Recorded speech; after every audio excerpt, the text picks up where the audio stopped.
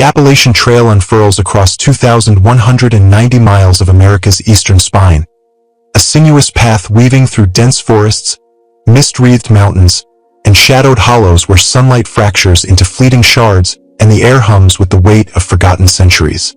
From Georgia's Springer Mountain to Maine's Katadine, it's a pilgrimage for the restless, a crucible for the lost, a wilderness where solitude can cradle or devour. For generations, its trails have borne the tread of countless boots, its beauty a siren call masking a silence that turns predatory, a stillness that conceals something ancient, something ravenous.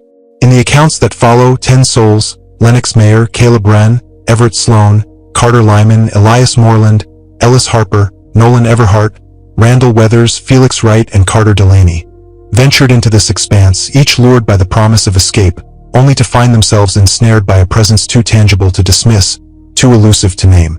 Across Virginia's remote stretches, North Carolina's shadowed ridges, and the Great Smoky Mountains' fog-choked depths, their stories converge into a tapestry of dread. Bundles of bones swaying in the breeze, claw marks etched with chilling precision, footprints defying human form, and a creature, tall, gaunt, its skin a mottled shroud, its eyes glowing or its maw gaping, that hunts not just flesh but the primal terror pulsing beneath it. This is the chronicle of how the Appalachian Trail became a battleground for survival, how evidence, shredded tents, blood-smeared earth, whispered legends, bears witness to a horror too real to bury, too vast to outrun. The first whispers, a wilderness turned wrong. Lennox Mayer was 28 in early May 2016, a man worn thin by the monotony of a small Ohio town where excitement peaked at the county fair's tilt-a-whirl or a tractor stalled on Route 68. His desk job, a soul-crushing grind of spreadsheets and fluorescent hum, had leached the color from his days, so he quit, trading it for the Appalachian Trail's promise of renewal. His pack bulged with freeze-dried meals, a water filter, a rolled sleeping bag, and an optimism as green as the pines he'd soon walk beneath. A novice's faith that 3 months in the wild would mend what civilization had broken. The first weeks unfurled like a dream. Dawn broke with the chatter of chickadees and wrens, their songs threading through the forest's quiet hum. Afternoons burned with sweat as he climbed rocky ascents, his boots scuffing trails dusted with pine needles. Evenings settled into a ritual of lukewarm ramen cooked over a portable stove's stuttering flame, the broth's salt a fleeting comfort against the chill creeping down from the ridges. He met fellow travelers, a 50-something birdwatcher with a gap-toothed grin, binoculars dangling from his neck, who waxed poetic about warblers. Marcy, a college student with a sun-bleached ponytail, who spoke of the trail as a pilgrimage, her eyes alight with purpose. They traded granola bars and tips on blister care, swapped tales of near-miss bear encounters exaggerated for effect, their laughter a fragile bulwark against the vastness pressing in. But near a remote stretch in Virginia, Lennox's journey veered into shadow. Restless for a shortcut, he strayed from the main path, drawn by an old fire road half swallowed by undergrowth, its gravel choked with weeds. He'd convinced himself it would trim days off his trek, a practical detour through a wilderness he thought he could master. His map, a dog-eared relic bought at a gas station, offered little clarity. Its lines smudged, its topography a vague suggestion, but he pressed on, trusting the terrain's general sweep to guide him. The forest shifted as he walked, its beauty growing strange, almost otherworldly. Tall pines stretched upward like the columns of some ancient cathedral, their bark fissured and dark. The air thickened with the scent of moss and damp earth, a rich, loamy perfume undercut by a faint tang of rot. Sunlight filtered through the canopy in thin, golden threads, casting the ground in a patchwork of light and shadow. The trail faded, blending into the forest floor, and a heavy silence descended. No birds sang, no wind stirred, just the crunch of his boots and the occasional chirp of a cricket, solitary and lost. Then he saw it. A bundle of sticks dangling from a low branch, bound with twine, its structure deliberate, almost crafted. At first, it struck him as a child's project, a rustic ornament left behind, until he stepped closer. Small animal bones, rabbit ribs, squirrel skulls, were woven into the design, their ivory glints stark against the wood, the twine too clean, too new to have weathered a season. His stomach knotted, a cold unease threading through him. But he shook it off, chalking it up to a hiker's dark humor, a prank to unsettle the unwary. He kept walking, eyes darting now, and the bundles multiplied. Some hung high, swaying in a faint breeze that barely reached the ground. Others nestled in rock crevices or propped against tree trunks, each variation a meticulous echo of the first, their precision chilling. A towering oak bore long, jagged slashes in its bark, stripped away with a force that suggested no bear, no deer, just raw, deliberate power.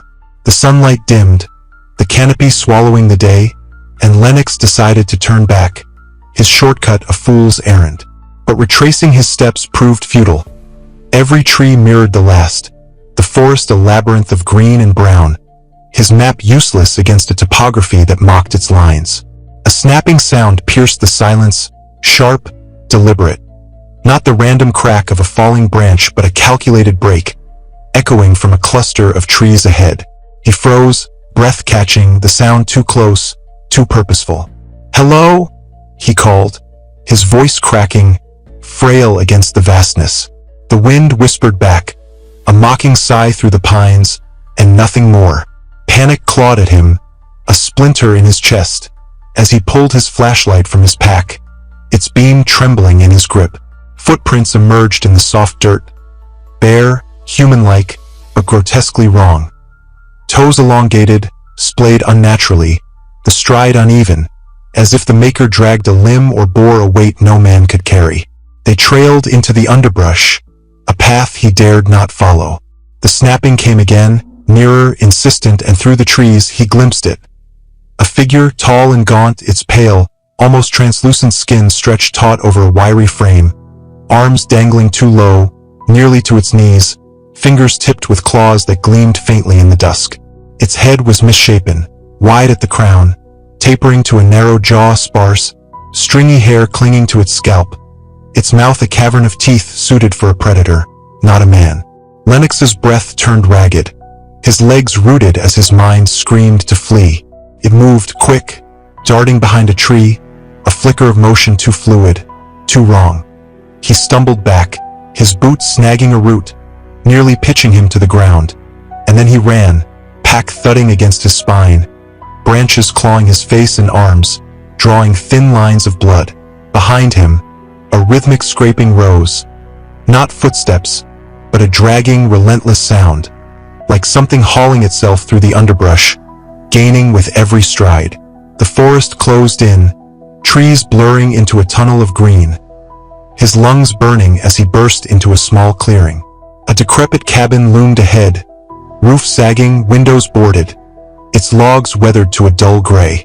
Shelter, he thought, desperation overriding reason. He threw himself against the door, slamming it shut, the hinges groaning as he shoved a heavy chair against it, its legs scraping the warped floorboards. The interior reeked of decay, musty wood, mildew, a faint coppery tang. A crude table stood in the center, a rusted lantern dangling from a nail in the wall, its glass cracked. The scraping stopped, replaced by a silence so thick it pressed against his chest, a weight that smothered his gasps. He gripped a splintered plank from the floor, its edges biting into his palms, and waited, ears straining.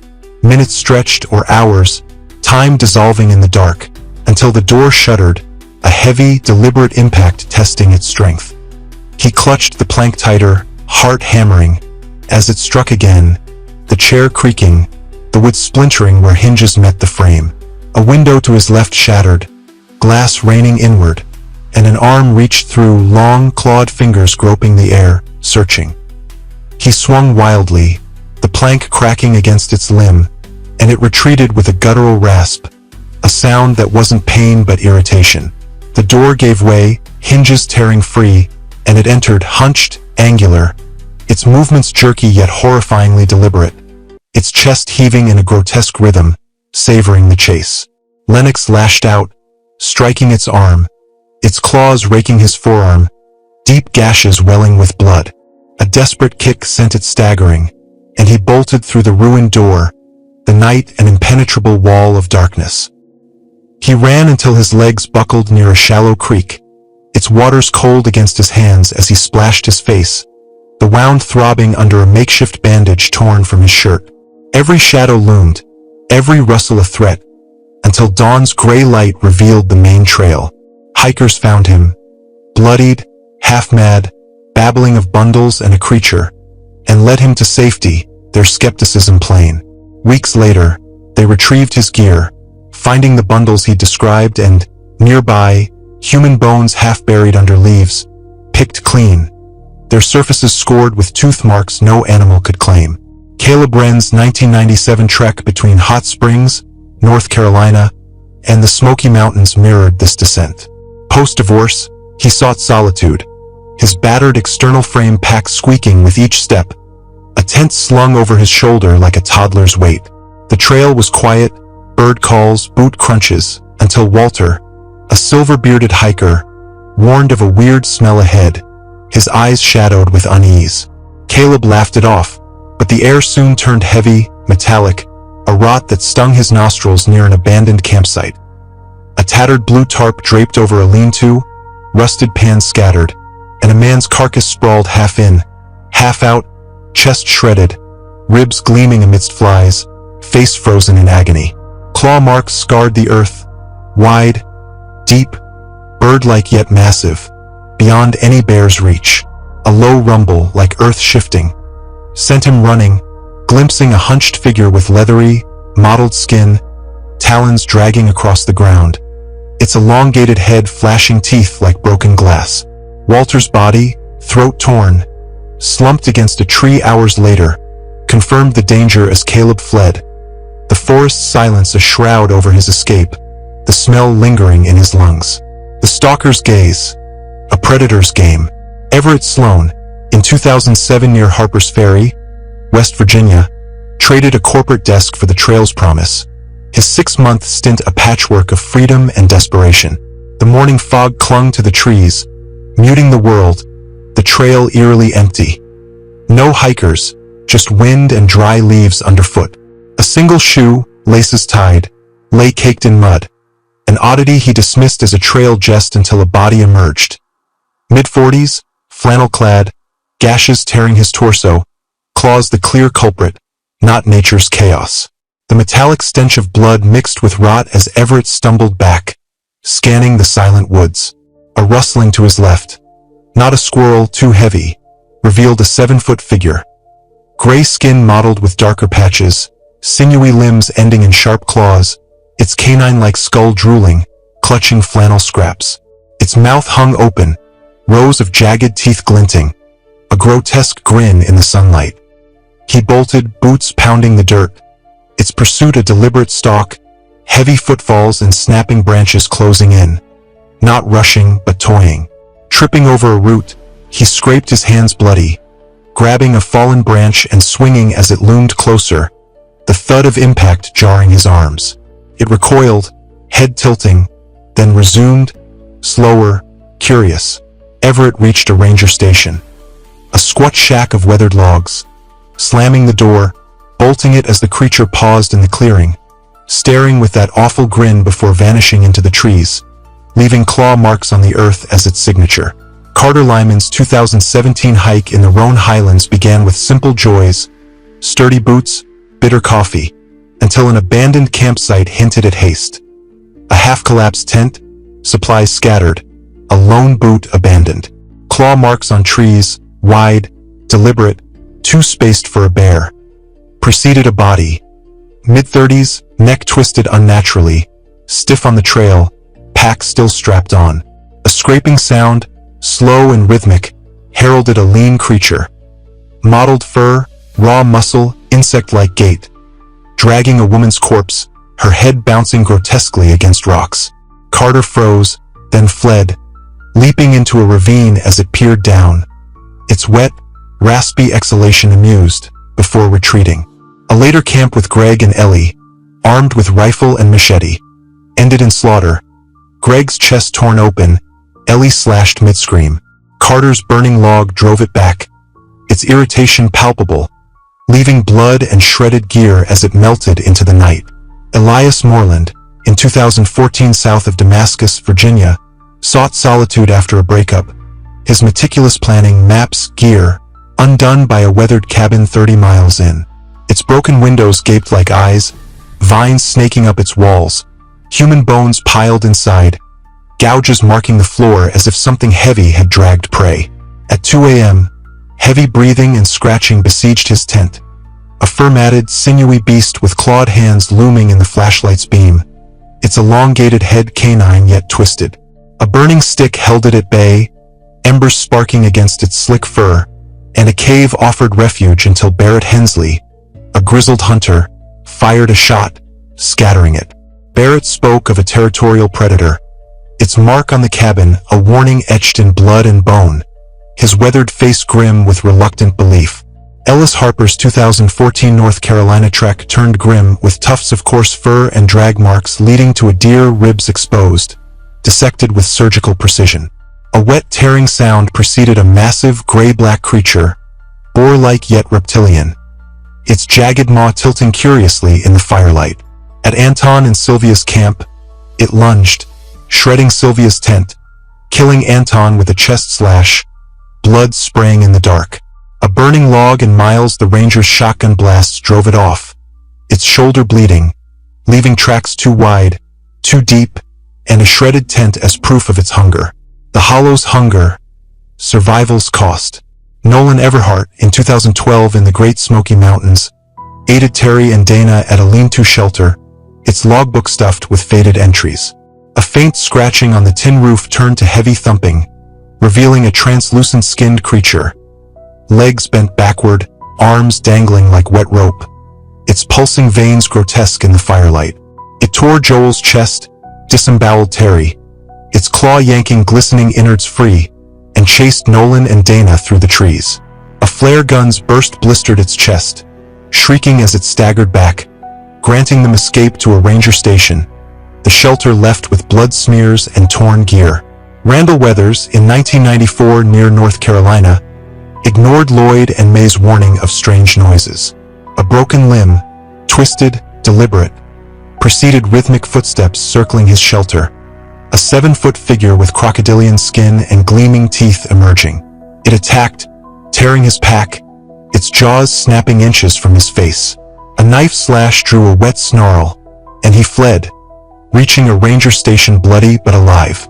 Lloyd and May's mauled, buried bodies surfaced weeks later, the bare excuse hollow against the claw marks and blood.